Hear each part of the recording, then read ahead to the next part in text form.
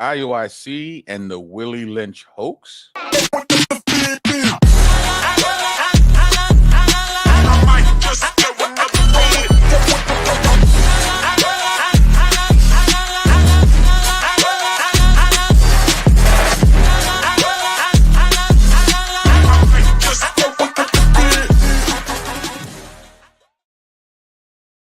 Here, what's going on, party people? The place to be. I go by the name of the BK Apologist, transmitting all the way live. New York is the city, Brooklyn is the borough. What's good? What's popping? Hope everybody's doing pretty good. Of course, we got the king of all mods on the check-in, the indelible, the incredible Nate 2D2 in the building. And we got DWC in the building. All right, all right. And, as always, please like, share, and subscribe. Tell a friend and tell a friend. That's him again. Please post this link in your various places of where you gather media socially. And if you like how it goes down to BK, you can show your support via PayPal with the link pinned on top of the chat. Or if you'd like to be a monthly supporter of BK, you could join the Patreon where you get an assortment of goodies to enhance your personal Bible study. All right. We got Walsh in the house. We got Prime Minister in the house. What's going on? What's going on? So we're gonna get to this pretty quick. And of course the title, right? Iuic and the Willie Lynch hoax.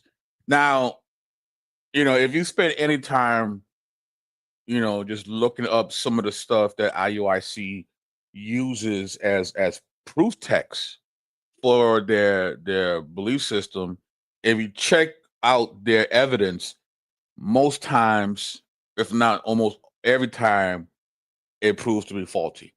Now, something that they use is something that the conscious community use as well, and that is the Willie Lynch hoax, right? So just to show you some of the thumbnails from Iuic promoting, well, not so much promoting, but using this alleged letter, right? You got the Willie Lynch thumbnail here.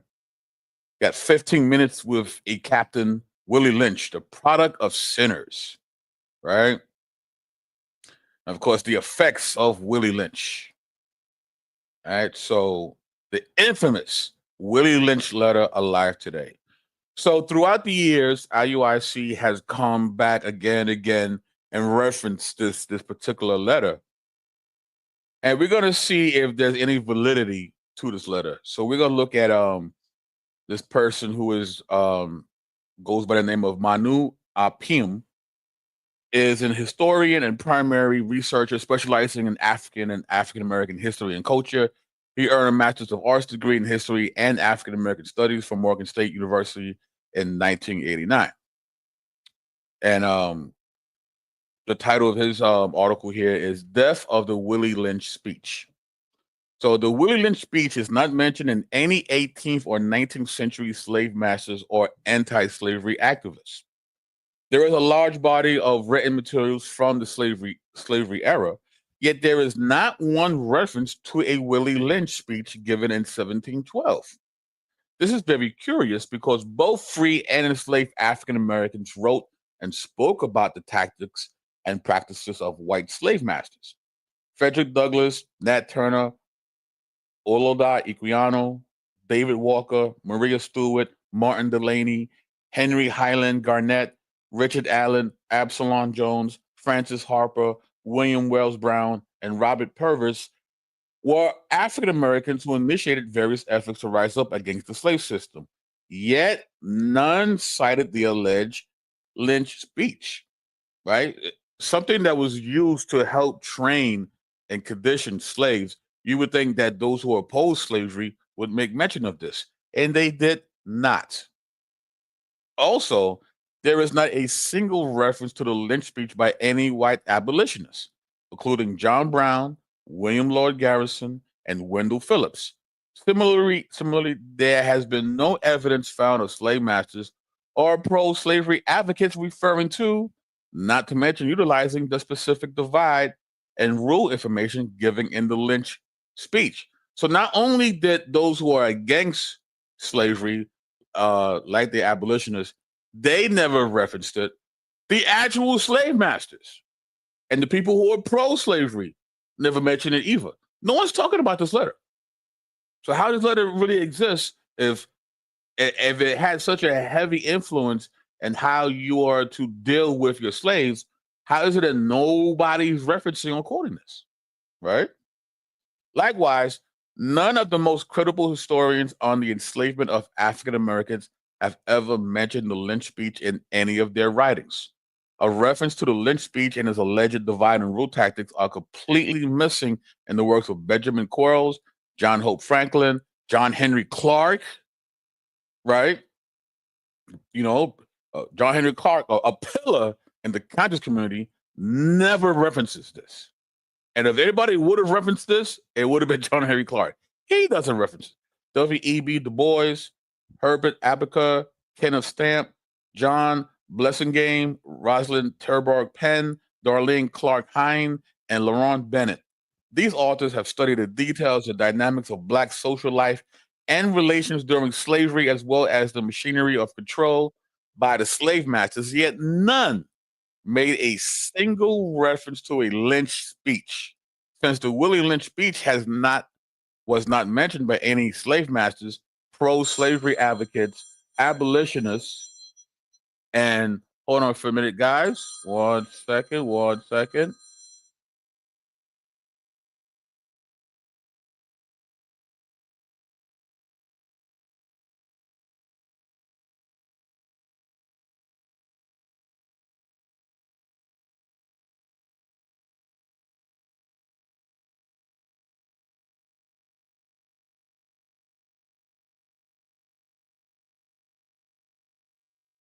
All right, I did not know that my screen was blank. You guys can see it now? If you can see it, please put a 1 in the chat.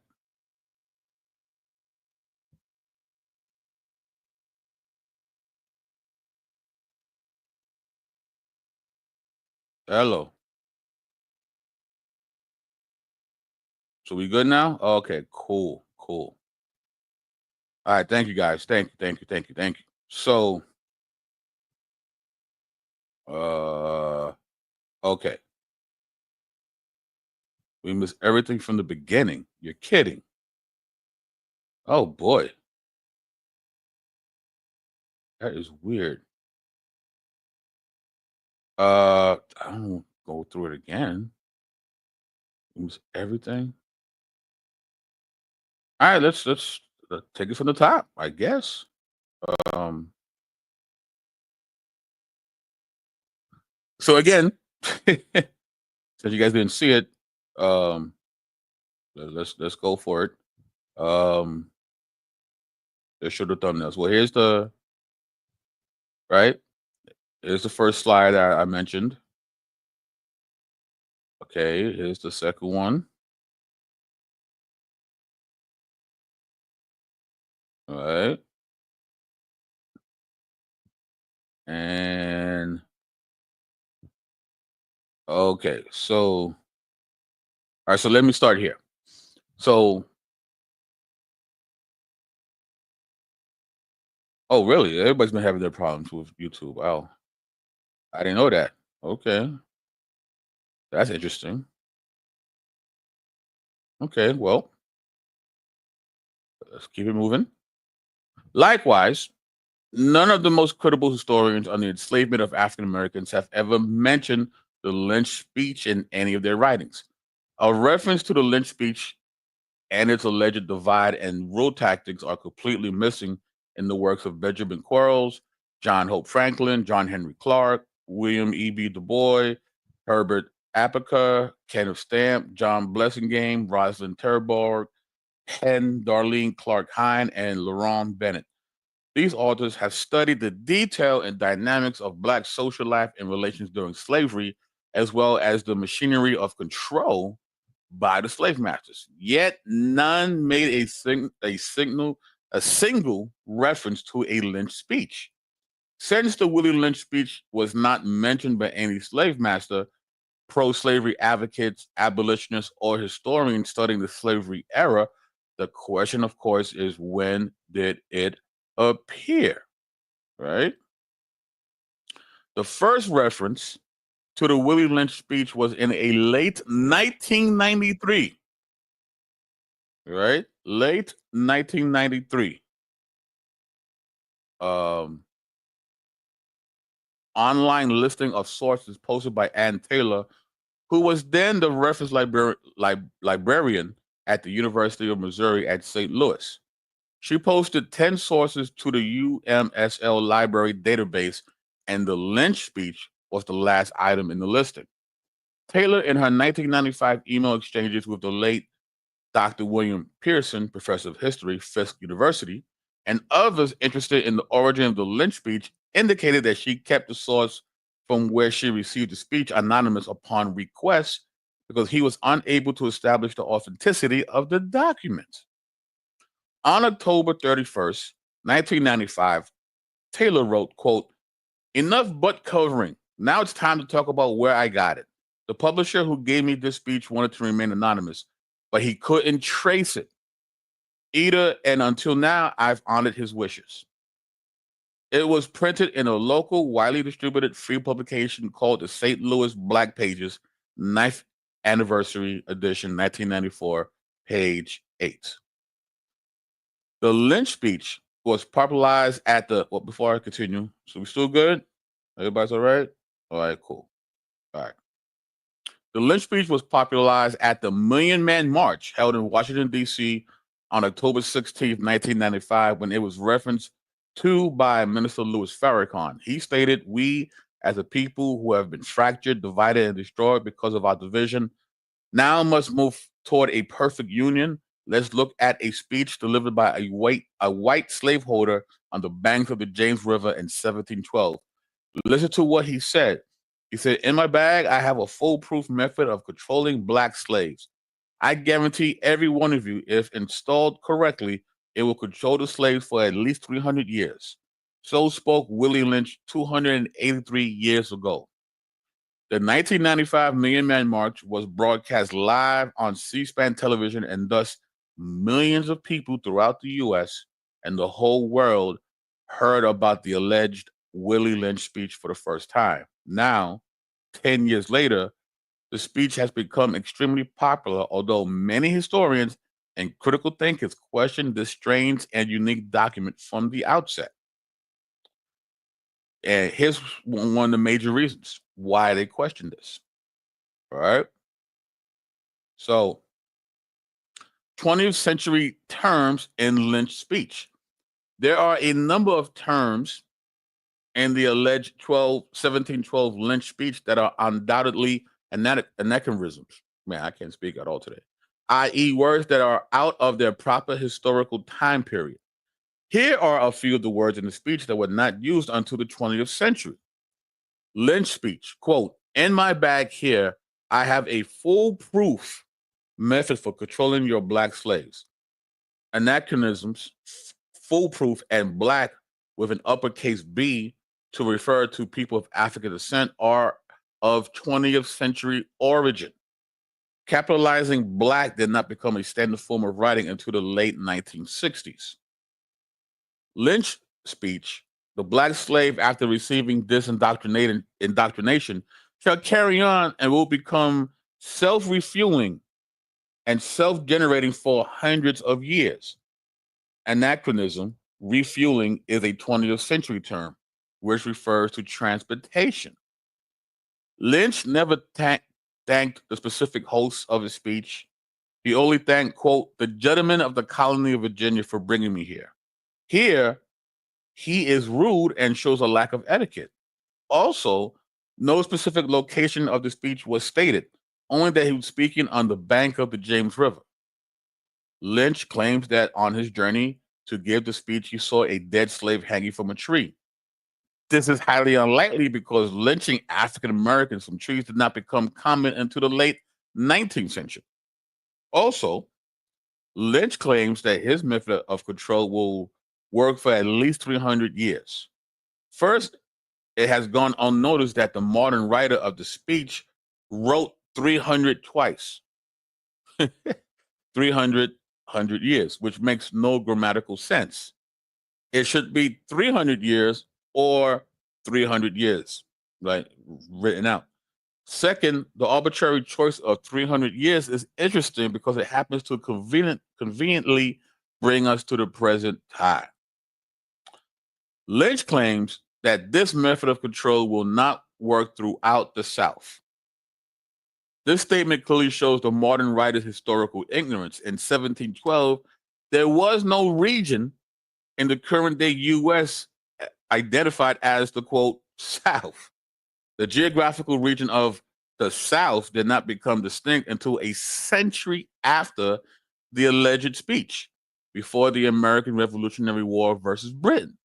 The 13 original U.S. colonies were all slaveholding regions, and most of these colonies were in what later became the North, not the South. In fact, the region with the second largest slave population during the time of the alleged William Lynch speech was the northern city of New York. Of course, it had to be New York. Had to be New York, right? Where there were a significant number of slave revolts, including the rebellion in 1712. Lynch spells color in the American form instead of the British form. We are led to believe that this was a British slave owner in the West Indies, yet he does not write in British style. So,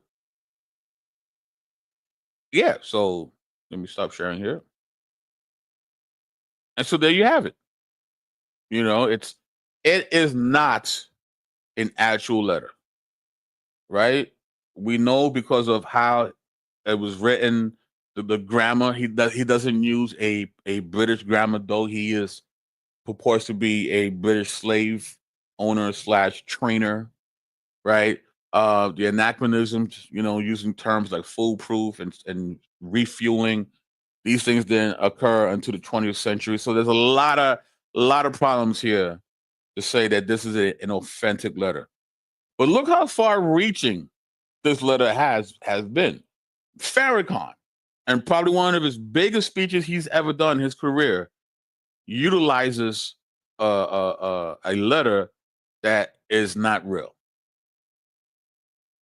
But you know, we've seen so many different groups use this as a proof of how the slaves were being dealt with and trained. And by no means does this mean that there weren't techniques being used against, you know, black people during the transatlantic slave trade. What I am saying is this letter is not true. It's not authentic at all. So once again, IUIC is using material that they have not vetted, which is unfortunately par for the course when it comes to IUIC and most One West organizations. You know, the confirmation bias blinds them from any kind of critical thinking, right? Because if it fits my narrative, then it's good. Doesn't matter if it's not, you know, cohesive. It doesn't matter if it can't be vetted. It doesn't matter if it's even true. As long as it backs up what I'm trying to say, I will use it. This is pretty much what IUIC and many of One West derivatives do. Right? They just don't check the sources. And they're hoping that you don't either. They're hoping that the accoutrements, the bells and whistles, you know, the kabuki theater that they lay upon you will cover anyone from actually digging in and saying, hey, what they're using, is that true or not? They're hoping that you are so enthralled by their presentation and, you know, being strong black men who are men of the Lord. They're hoping that that narrative carries them, you know, and fills in the gaps of their belief system. And as you can see, not only is their exegesis problematic when it comes to the Word of God, well, not exegesis, but eisegesis. They eisegete everything. They eisegete everything. They eisegete the Bible. They eisegete the historical texts, artifacts. Um, they can't even get movies right. They did a whole thing about Star Wars, completely, botched the whole storyline, what Star Wars is about. They eisegete everything. So, and I know a lot of us already knew a lot about the Willie Lynch letter not being authentic, but I'm hoping that this gave you a couple more information about that. And of course, I'm not the first one to lay claim of showing that it is not an actual letter, but I want to do my part when it comes to debunking this thing. So yes, that's about it, guys. I just want to quickly share that the Willie Lynch letter is not authentic. It's not real. And once again, IUIC is caught using things that either is not real or actually cuts their argument. Right? Par for the course when it comes to these guys. So, with that being said, guys, I'm gonna get out of here. And thank you for listening. And I hope that this helps. Next time you see anyone bringing up the Willie Lynch letter, please feel free to share this video so that they can see that this is not an authentic letter whatsoever. All right. So this is BK signing off. Peace.